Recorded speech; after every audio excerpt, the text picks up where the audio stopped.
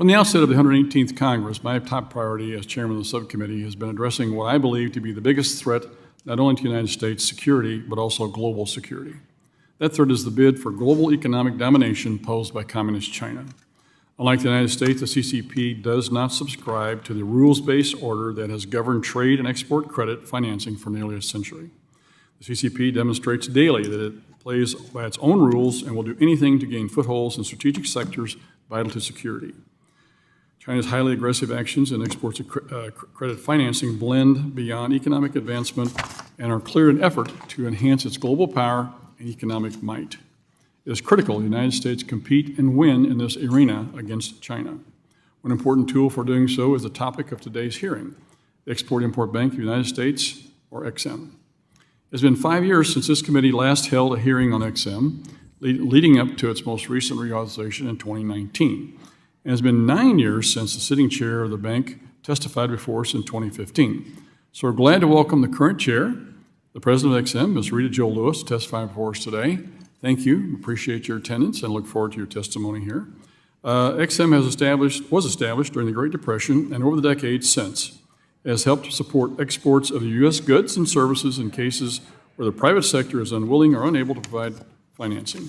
Through direct loans, loan guarantees, insurance, and an innovative reinsurance risk-sharing program, the bank boosts American small businesses and exporters, creating or sustaining tens of thousands of American jobs across the country.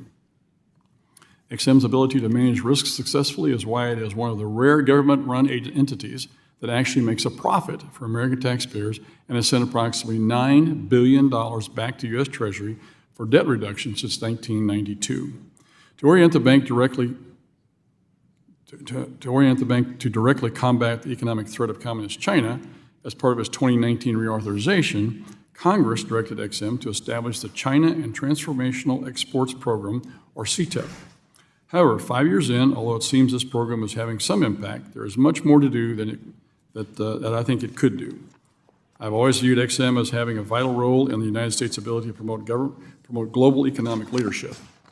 We saw the harm when EXIM's charter lapsed between 2015 and 2019, leading to a significant increase of projects being funded by foreign export credit agencies, and those jobs went to foreign companies and workers.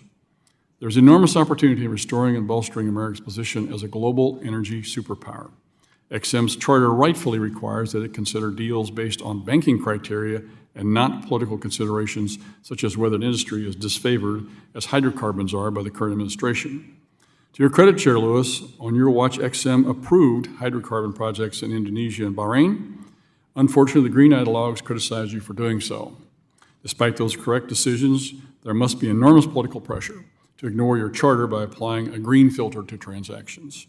That is why it is so worrying to this committee that major projects, particularly the enormous natural gas projects in Mozambique, have been delayed and remain unfunded by EXIM, leaving tens of thousands of American jobs waiting.